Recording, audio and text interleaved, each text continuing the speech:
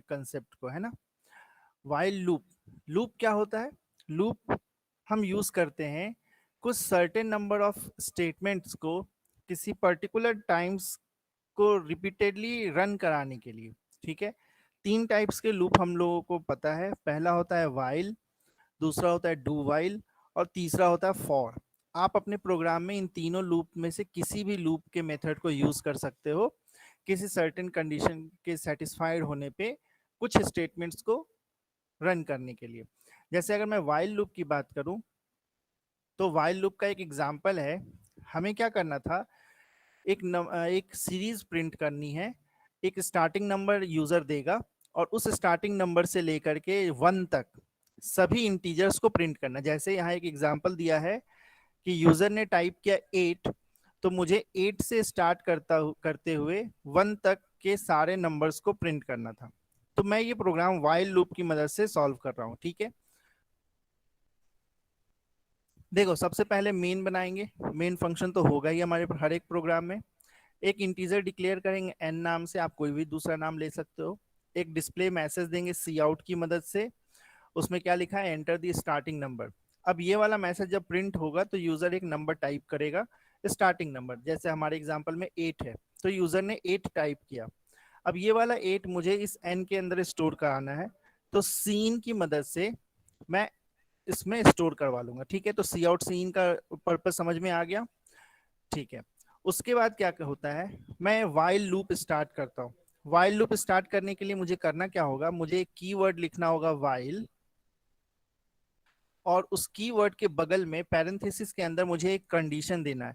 Condition वो देना है कि जब तक ये कंडीशन ट्रू होता रहे तब तक मेरा लूप के बॉडी के अंदर जो भी लिखा है वो सब चलना चाहिए। तो मैं क्या करना चाह रहा हूं, मैं 1 तक के नंबर को प्रिंट करना चाहता हूं। तो मैं एक कंडीशन दूंगा कि जब तक n जो है ग्रेटर हो 0 से, तब तक ये लूप चलना चाहिए। अभी n की प्रेजेंट वैल्यू क्या है, 8। ठीक है, वो डिक्रीज करते करते हम कहां तक जाएंगे, 1 तक। और जब वो वैल्यू 0 हो जाएगा तो फिर मुझे ये काम नहीं करना। ठीक है, फिर हम स्टार्ट करते हैं लूप की बॉडी। लूप की बॉडी के अंदर हम लिखेंगे सी आउट, क्योंकि हमें एक मैसेज डिस्प्ले करना है। सी आउट लिखे और सी आउट में एन की वैल्यू हम प्रिंट कर देंगे। ठीक है, एन की वैल्यू प्रिंट करने के बाद हमें हर स्टेप में एन की वैल्यू डिक्रीज भी करनी है। तो अगले लाइन में हम एन को डिक्रीज कर देंगे 1 से, यानी हम लिखेंगे एन असाइनमेंट एन माइनस 1। इसी चीज को आप चाहो तो ऐसे भी लिख सकते हो, एन माइनस माइनस। ठीक है, और फिर इसका पैरेंथेसिस क्लोज। अब ये प्रोग्राम जो है इसको एक बार रीड करके देखते हैं क्या होता है। स्टार्टिंग में मान लो यूजर ने नंबर दिया हमें 8, तो एन की वैल्यू क्या है अभी, 8। तो ये कंडीशन चेक करेंगे हम। कंडीशन क्या होगा, एन की value 8 greater than 0, condition true है। कंडीशन जब ट्रू होगी तो हम उस बॉडी में जाएंगे, उस लूप के बॉडी में जाएंगे। बॉडी में जाएंगे तो पहला मैसेज मुझे मिलेगा सी आउट एन, यानी एन की प्रेजेंट वैल्यू जो है वो प्रिंट कर दो। तो एन की वैल्यू था 8, तो मैंने 8 प्रिंट कर दिया। ठीक है, उसके बाद अगला लाइन चलेगा। अगला लाइन क्या है, एन असाइनमेंट एन माइनस 1, यानी एन की वैल्यू को हम 1 से डिक्रीज करके वापस एन में ही स्टोर कर रहे हैं। ठीक है, तो n को डिक्रीज कर देंगे, तो n की वैल्यू डिक्रीज करके हमने क्या कर दिया, 7। जब ये स्टेटमेंट चल जाता है उसके बाद क्या होता है, हम दोबारा आते हैं अपने कंडीशन को चेक करने के लिए।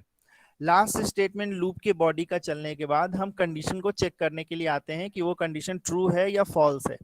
तो n की वैल्यू क्या हो गई थी, 7। तो 7 ग्रेटर देन 0, ये कंडीशन फिर से ट्रू है।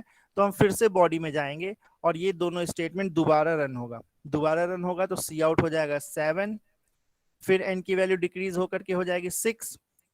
6 होने के बाद हम फिर से कंडीशन चेक करने जाएंगे। फिर से ये कंडीशन 6 ग्रेटर देन 0 ट्रू है, तो सी आउट चलेगा, सी आउट से प्रिंट हो जाएगा 6। और इसी तरह से हम धीरे धीरे बढ़ते बढ़ते 5 4 3 2 और 1 तक के नंबर को प्रिंट कर देंगे। ठीक है, तो मैं इसको स्केप कर रहा हूँ। 1 तक के नंबर को मान लो प्रिंट हो चुका। जब n की वैल्यू 1 थी तो ये कंडीशन ट्रू था, हम बॉडी के अंदर जाएंगे, 1 प्रिंट हो जाएगा और n की वैल्यू को डिक्रीज हो जाएगा 1 से, यानी अब वो n की वैल्यू हो गई है 0। जब n की वैल्यू 0 हो गई तो हम दोबारा ये कंडीशन चेक करने आएंगे, और अब जब ये कंडीशन चेक करोगे तो ये कंडीशन जो है वो फॉल्स हो जाएगा। क्यों, क्योंकि n की वैल्यू है 0, 0 जो है ग्रेटर नहीं होता बल्कि इक्वल होता है। अब ये कंडीशन फॉल्स है तो फिर हम बॉडी के अंदर नहीं जाएंगे। अब बॉडी के अंदर नहीं जाएंगे तो देखो इस प्रोग्राम में बॉडी यहाँ से लेकर यहाँ तक की थी, तो उसके बाद का लाइन चलेगा। ठीक है, तो फिर ये सी आउट और ये वाला रन चला, जिसकी वजह से यहाँ पे एक फायर वर्ड लिखा आया और प्रोग्राम हमारा टर्मिनेट हो गया। ठीक है, तो इसका आउटपुट जो है वो आपकी स्क्रीन पे दिख रहा है। ठीक है, आगे बढ़ते हैं। ये जो सीक्वेंस मैंने बताया वही सीक्वेंस यहाँ पे भी लिखा है। सबसे पहले यूजर एक वैल्यू देगा n में, हम कंडीशन चेक करेंगे कि n की वैल्यू ग्रेटर देन 0 है या नहीं। अगर कंडीशन ट्रू होता है तो स्टेटमेंट नंबर 3 कौन सा है, ये वाला। ठीक है, ये रन होगा। और अगर कंडीशन फॉल्स होता है तो फिर हम इन दोनों स्टेटमेंट को इग्नोर करके अगले लाइन को चलाएंगे। ठीक है, और हमें ये याद रखना है कि लाइन के एग्जीक्यूशन के बाद, लूप की आखिरी लाइन जो है उसको एग्जीक्यूट करने के बाद हम दोबारा कंडीशन को चेक करने के लिए जाते हैं। यहाँ पे दो चीजों को आपको ध्यान देना होगा व्हाइल लूप के केस में। सबसे पहला जो है वो ये है कि हमें तीन चीजों की जरूरत पड़ती है। चाहे आप कोई सा भी लूप में जाओ, आपको तीन चीजों की जरूरत पड़ेगी। सबसे पहले एक इनिशियल वैल्यू की, ठीक है। उसके बाद दूसरी चीज जो होती है वो होती है कंडीशन, एक कंडीशन को चेक करना होता है। तीसरी चीज जो होती है वो होती है इंक्रीमेंट या डिक्रीमेंट। ठीक है, इंक्रीमेंट या डिक्रीमेंट। तो व्हाइल लूप के केस में अगर मैं इनिशियल वैल्यू की बात करूं तो हमारा इनिशियल वैल्यू कैसे मिला, जब यूजर ने पहला नंबर टाइप किया। ये वाला कंडीशन मुझे इनिशियल के लिए हो जाएगा। क्यों? क्योंकि n की प्रेजेंट वैल्यू अभी क्या है 8, मुझे यहां से स्टार्ट करना था। इनिशियल मतलब जहां से स्टार्ट करना है। कंडीशन मतलब वो वाला कंडीशन जिसको आपको बार बार चेक करना है ट्रू या फॉल्स होने के लिए, तो ये रहा हमारा कंडीशन। जो थर्ड चीज होती है इंक्रीमेंट या डिक्रीमेंट, तो वो हमारे व्हाइल लूप के केस में यहाँ होगा। यानी कि व्हाइल के केस में इंक्रीमेंट जो या डिक्रीमेंट जो होता है वो उसकी बॉडी के अंदर होता है। कंडीशन जो है वो व्हाइल के बगल में ही लिखा होता है। और इनिशियल कंडीशन व्हाइल स्टार्ट होने से पहले ही कहीं लिखा हुआ होता है। ठीक है, ये तीन स्टेप आपको याद रखने होंगे, ये तीनों की जरूरत हमें पड़ती है। जो अगला लूप है हमारे पास वो है do while loop. While loop और डू व्हाइल लूप बिल्कुल एक जैसा ही है, बस एक डिफरेंस है। डिफरेंस ये है कि मान लो आपको कोई सर्टेन ऐसा प्रोग्राम बनाना है जिसमें कंडीशन को फॉल्स होने पर भी कम से कम एक बार उसकी बॉडी एग्जीक्यूट करने की जरूरत हो। फिर से सुनना, अभी हम लोग क्या कर रहे थे, जैसे इस एग्जांपल में ही देखूं, अगर ये वाला एग्जांपल ही देखते हैं, मान लो कि इनिशियली ही ये कंडीशन फॉल्स हो जाता तो आप ये दोनों स्टेटमेंट को कभी चला ही नहीं पाते। ठीक है, लेकिन हमें एक सिचुएशन ऐसा मिला है जिसमें मुझे ये दोनों स्टेटमेंट को कम से कम एक बार चलाना है। ठीक है, अगर मुझे कंडीशन को कम से कम एक बॉडी के अंदर के स्टेटमेंट को कम से कम एक बार चलाने की जरूरत है, तो फिर मैं व्हाइल लूप यूज नहीं कर पाऊंगा, मैं यूज करूंगा डू व्हाइल।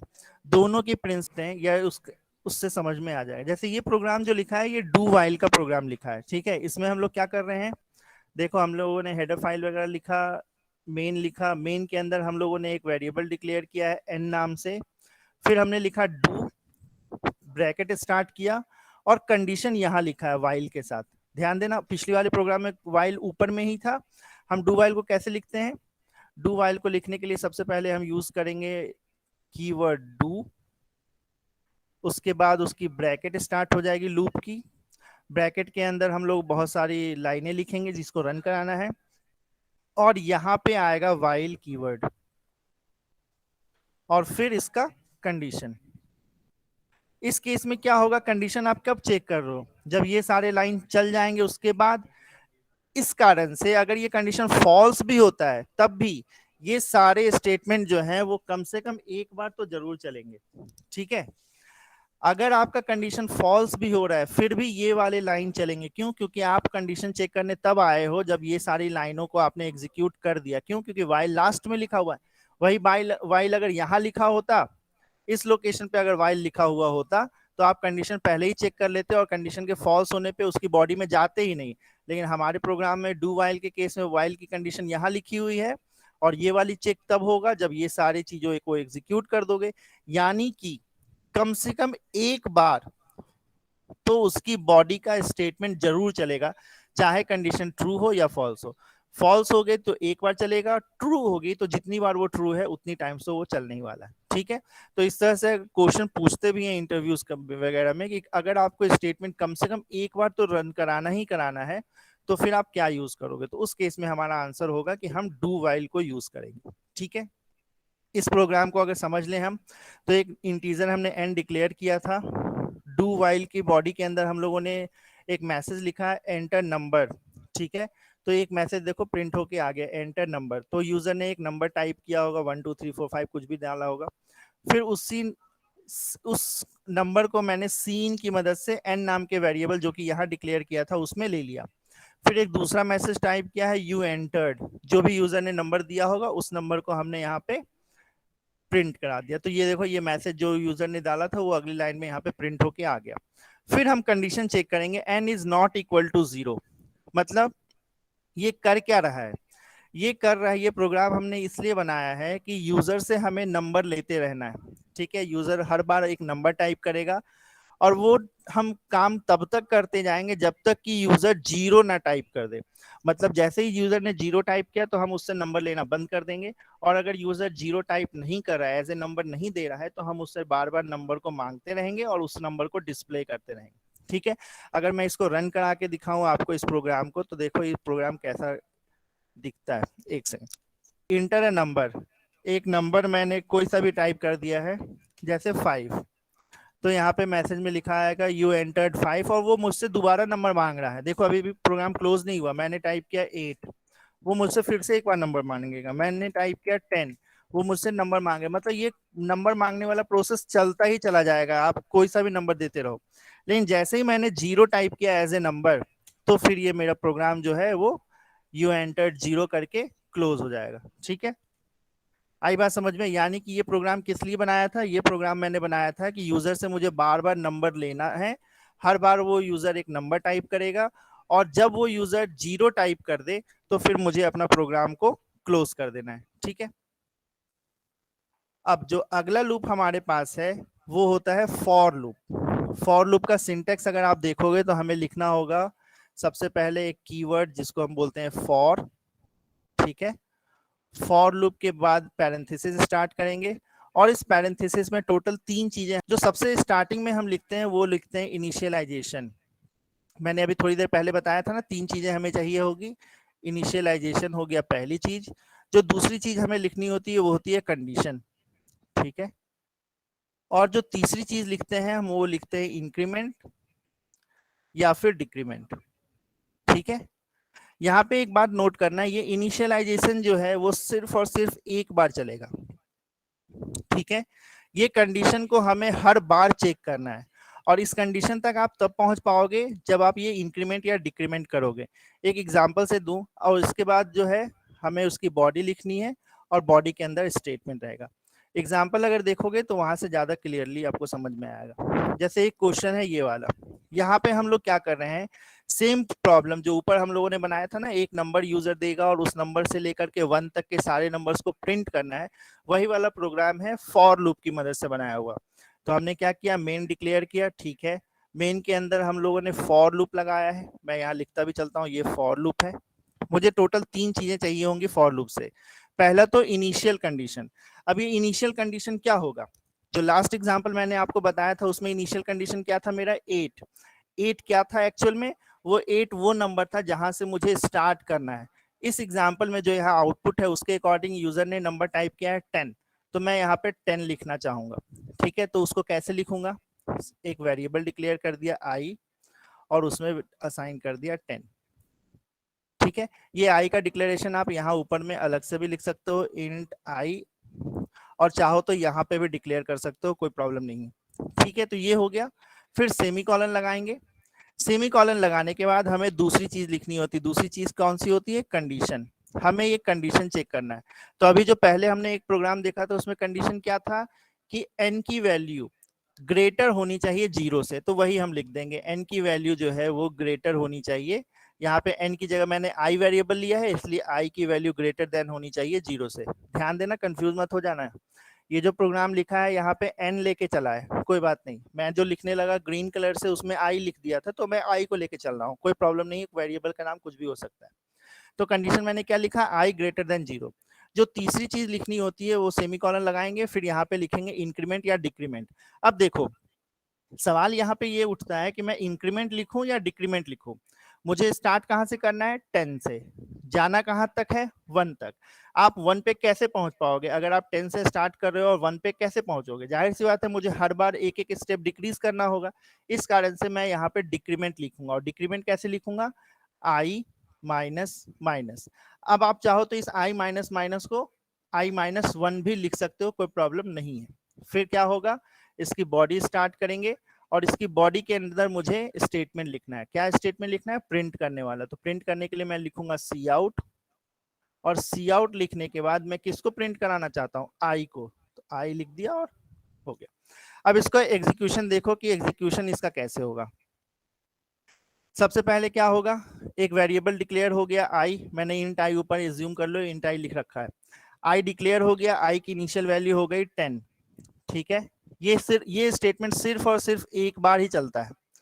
फिर हम क्या करेंगे, सबसे नंबर 1 पे यहां आएंगे, ये हो गया आई की वैल्यू 10। सेकंड नंबर पे हम आते हैं कंडीशन के पास, कंडीशन के पास आएंगे आई ग्रेटर देन 0। देखो आई की वैल्यू क्या थी, 10, 10 जो है 0 से ग्रेटर होता है, ये कंडीशन ट्रू है। जब ये कंडीशन ट्रू होगी तो फिर हम यहां नहीं आएंगे, फिर हम थर्ड नंबर पे उसकी बॉडी को एग्जीक्यूट करते हैं। इसकी बॉडी में जितने स्टेटमेंट होंगे सारे एग्जीक्यूट होंगे। पर्टिकुलरली इस एग्जांपल में सिर्फ एक ही स्टेटमेंट है, तो एक ही स्टेटमेंट चलेगा, और सी क्या हो जाएगा, वो सी आउट आई, आई की प्रेजेंट वैल्यू क्या है 10, तो 10 प्रिंट हो जाएगा स्क्रीन पे आपके, ठीक है। फिर जब ये स्टेटमेंट, सारे स्टेटमेंट यहाँ लिखे हुए सारे स्टेटमेंट जब चल चुके होंगे, तब जाकर के हम यहाँ पे इंक्रीमेंट या डिक्रीमेंट पे आएंगे, मतलब ये जो है ये फोर्थ स्टेप में सॉल्व होगा, ठीक है। और अब हमने क्या किया, आई की वैल्यू को 1 से डिक्रीज कर दिया। आई की वैल्यू पहले थी 10, अब वो डिक्रीज होकर के हो चुकी है 9, और जब ये 9 हो गया तो फिर हम आएंगे 5वें नंबर स्टेप पे, यहाँ कंडीशन को चेक करने के लिए, ठीक है। इस कंडीशन को चेक करो, 9 ग्रेटर देन 0, ये कंडीशन फिर से ट्रू हो गई। जब ये कंडीशन ट्रू होगी तो हम कहाँ जाएंगे, छठवें स्टेप में, फिर से इसकी बॉडी के अंदर, और इसकी बॉडी के अंदर के स्टेप्स को रन कराएंगे, यानी सी आउट वाला लाइन चलेगा, यानी आई की प्रेजेंट वैल्यू प्रिंट होगी। आई की प्रेजेंट वैल्यू है 9, तो यहाँ पे 9 जो है वो प्रिंट हो जाएगा। फिर हम जाएंगे यहाँ पे आई माइनस माइनस के पास, यानी ये 7वां स्टेप होगा, और आई माइनस माइनस से ये 9 जो है वो 8 में कन्वर्ट हो जाएगा। देन हम फिर से कंडीशन चेक करेंगे, ये हो जाएगा 8th नंबर स्टेप, फिर बॉडी में जाएंगे, ये हो जाएगा 9th नंबर स्टेप, फिर यहाँ जाएंगे, मतलब समझ लो सीक्वेंस। आपको इस स्टेटमेंट पे, इनिशियल कंडीशन पे सिर्फ और सिर्फ एक बार आना है, इनिशियल कंडीशन पे एक बार आना है, फिर आपको इस कंडीशन को चेक करना है, फिर आपको बॉडी चलाना है, फिर आपको इंक्रीमेंट या डिक्रीमेंट चलाना है। यानी अगर मैं डायग्राम से बना के देखूं तो आपका कैसे जंप करोगे, पहले यहाँ से यहाँ आओगे, फिर यहाँ से इसकी बॉडी में जाओगे, फिर इसकी बॉडी से यहाँ जाओगे, और फिर इसकी यहाँ से कंडीशन चेक करने के लिए, और दोबारा फिर आपको ये प्रोसेस जो है चलता चला जाएगा। कब तक चलाना है इसको, कब तक इसको चलाना है, हमें ये कंडीशन तब तक चलाना है जब ये बीच में लिखा हुआ कंडीशन फॉल्स ना हो जाए, मतलब जब तक कि आई की वैल्यू जो है वो 0 ना हो जाए। 1 भी रहेगा तो भी हम ये कंडीशन चलाएंगे, क्यों, क्योंकि 1 जो है 0 से ग्रेटर होता है, फिर 1 से वो डिक्रीज होकर के 0 हो जाएगा, हम कंडीशन चेक करने आएंगे तो ये कंडीशन फॉल्स हो जाएगा, और जब ये कंडीशन फॉल्स होता है तो हम इसकी बॉडी के अंदर के स्टेटमेंट को रन नहीं कराते हैं। आई बात समझ में, फॉर लूप, किसी को कोई प्रॉब्लम है। अब देखो इसको और अच्छे तरीके से समझने के लिए कुछ एग्जाम्पल है, वो एग्जाम्पल चलाते हैं। थ्योरेटिकली तो मैंने आपको बता दिया तीनों लूप, और पिछले दिन इफ एल्स भी बता दिया था। अब एक दो एग्जाम्पल देख लेते हैं जिससे आपको और क्लियर हो जाएगा कि हमें क्या करना है।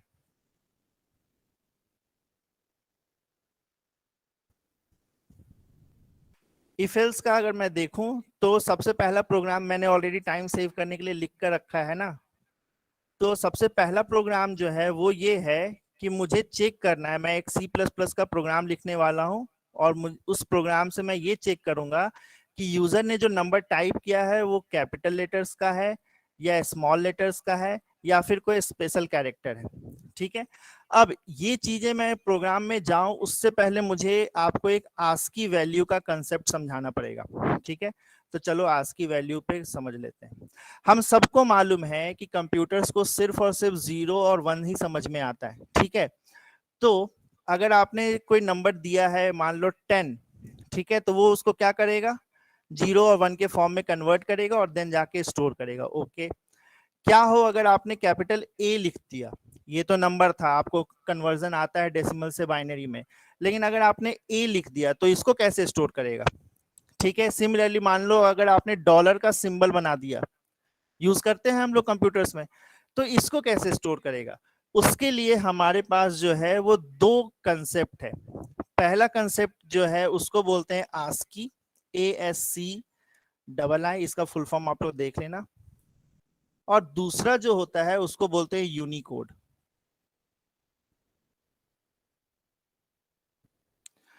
लिखने में थोड़ी दिक्कत आती है यार माउस से, तो स्पेलिंग थोड़ा एडजस्ट कर लीजिएगा, है ना। पहला जो होता है वो आस्की, दूसरा जो होता है यूनिकोड। यहाँ पे आपको मैं थोड़ा बहुत डिफरेंस भी बताता चलूंगा दोनों के बीच में है क्या। आस्की जो है वो हम लोग इंग्लिश के अल्फाबेट्स के लिए यूज करते हैं नॉर्मली, ठीक है। इंग्लिश में यूज होने वाले, इंग्लिश लैंग्वेज में यूज होने वाले लगभग हर एक सिंबल, हर एक डिजिट्स, हर एक अल्फाबेट को आस्की में यूज किया जाता है। लेकिन कंप्यूटर्स जो आप यूज करते हो उसमें हर बार इंग्लिश में लिखो जरूरी नहीं है। हमारे पास कंप्यूटर्स होते हैं जिनमें आप हिंदी में भी लिख सकते हो, सॉफ्टवेयर ऐसे होते हैं जिसमें हिंदी में भी लिख सकते हो, चाइनीज वाले चाइनीज में लिखते हैं, जापानीज वाले जापानीज में लिखते हैं, तो उनके अलग सिंबल होंगे, है ना। जैसे हम लोग रुपीज का सिंबल कैसा बनाते हैं, ऐसा, ठीक है, इस तरह का कुछ नया सिंबल आया है। उसी तरह से हमें हिंदी में ओम भी लिखना होता है, बहुत सारे सिंबल होते हैं। तो अगर इसको कंप्यूटर में लिखना है तो क्या करोगे? उसके लिए हमारे पास आया यूनिकोड, ठीक है। फिलहाल हम यूनिकोड पे ज्यादा फोकस नहीं करेंगे, यूनिकोड को समझना है, बस इतना ही जान लीजिए कि दुनिया में यूज होने वाली जितनी भी लैंग्वेजेस हैं, उन सारे लैंग्वेजेस के जो भी सिंबल्स हैं, उन सभी सिंबल्स को यूनिकोड में यूज किया गया है, ठीक है।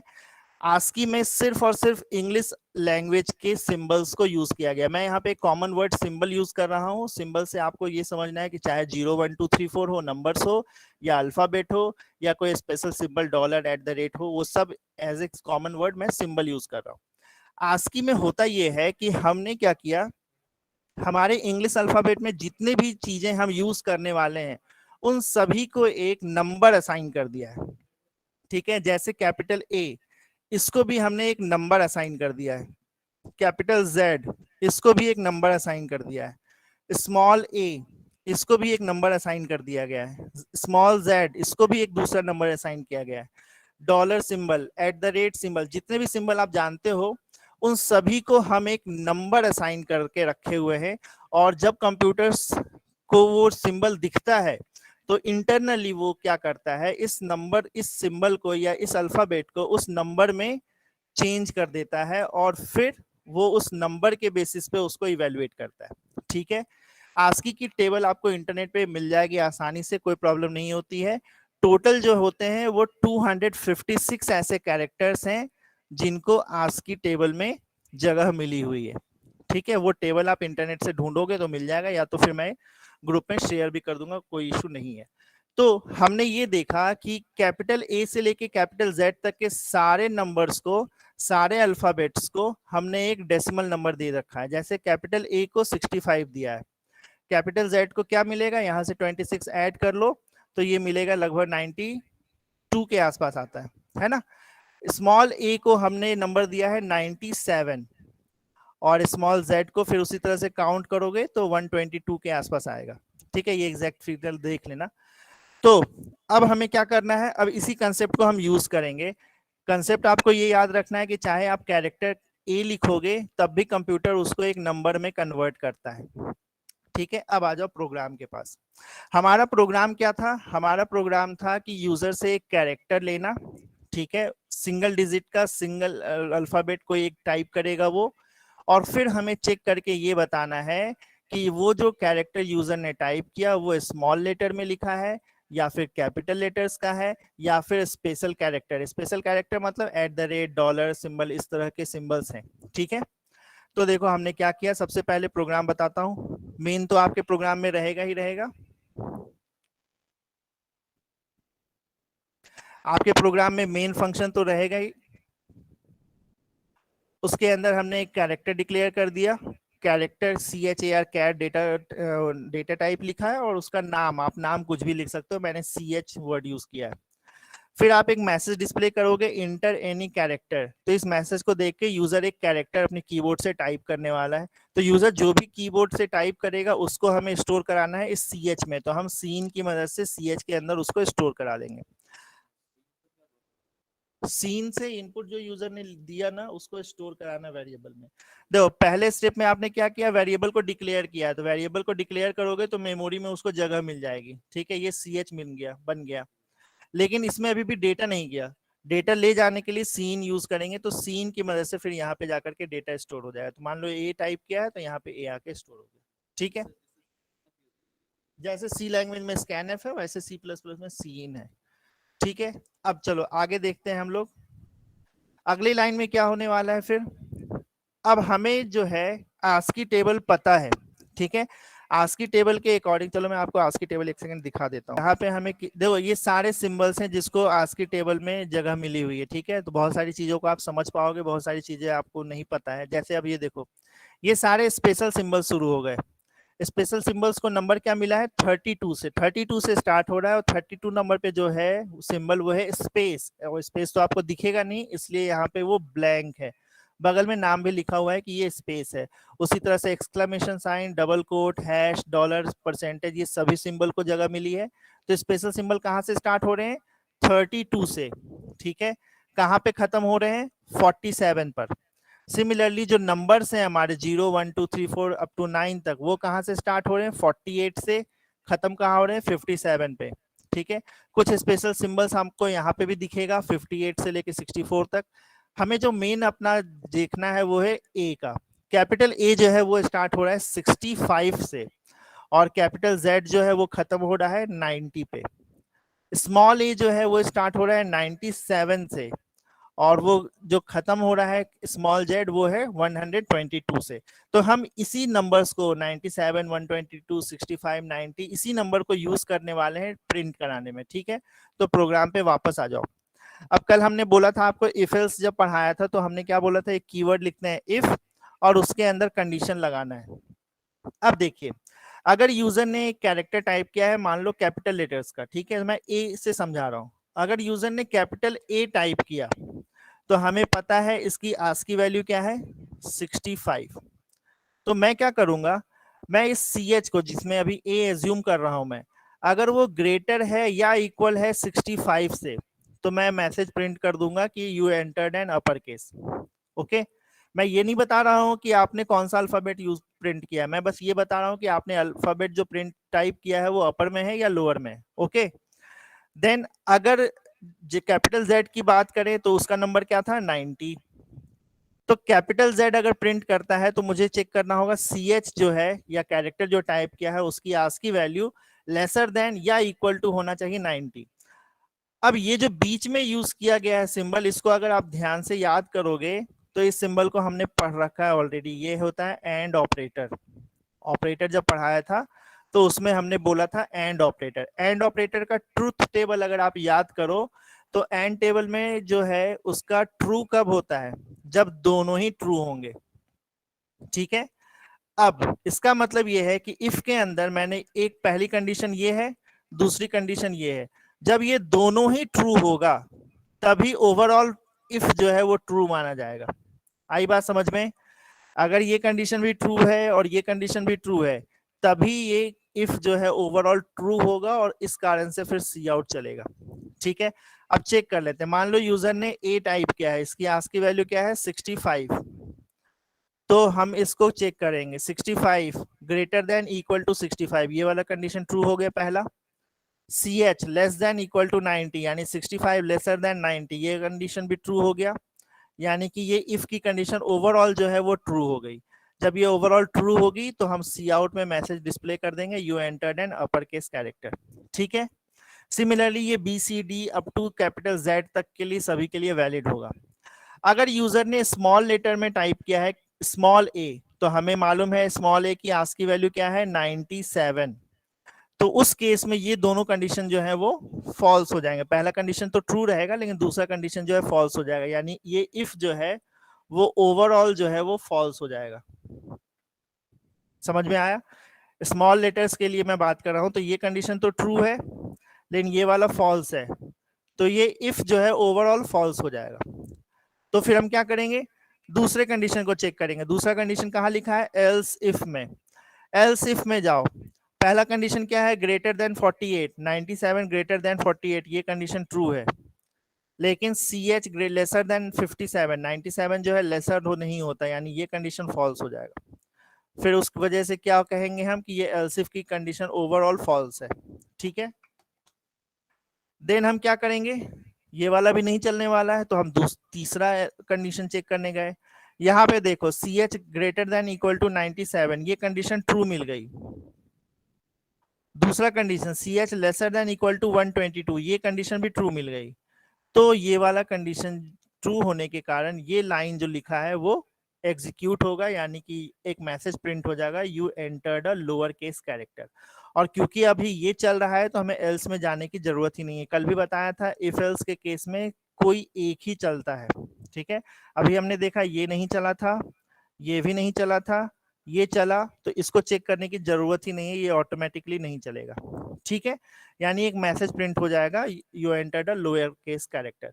सिमिलरली अगर यूजर ने कोई नंबर टाइप किया है जैसे 0 1 2 3, तो उसके लिए भी हमारे पास सारे कंडीशन लिखे हुए हैं, जो कि आज की टेबल में आप देख सकते हो। 0 को कौन सा नंबर मिला है,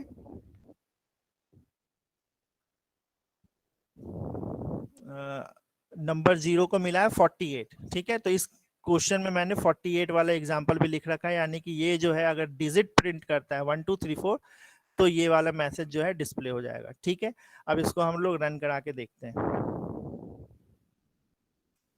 इस प्रोग्राम को अगर आप रन करोगे तो यहाँ पे मैसेज आ रहा है एंटर एनी कैरेक्टर। मैं अभी जो है स्मॉल लेटर में ए टाइप कर रहा हूँ, दिख रहा है। फिर मैंने इंटर प्रेस किया तो मैसेज डिस्प्ले हुआ है, you entered a lower case character. ठीक है, मैं इस प्रोग्राम को दोबारा रन करता हूँ और इस बार मैं कैपिटल ए टाइप करता हूँ, तो देखो मैसेज क्या लिखा है, you entered an upper case character. ठीक है, कौन सा कैरेक्टर है ये नहीं बता रहे, बस हम बता रहे हैं कि अपर केस में है या लोअर केस में। अपर केस मतलब कैपिटल लेटर और लोअर केस मतलब स्मॉल लेटर। अगर मैंने नंबर टाइप किया 2, तो लिखा आएगा यू एंटर्ड अ डिजिट। ठीक है, एक लास्ट टाइम और रन करता हूँ इसको, और इस बार मैं डॉलर सिंबल टाइप करता हूँ। ठीक है, you entered a special, you entered a special character. ठीक है, ये स्पेशल कैरेक्टर की कैटेगरी में आता है। तो मेरे ख्याल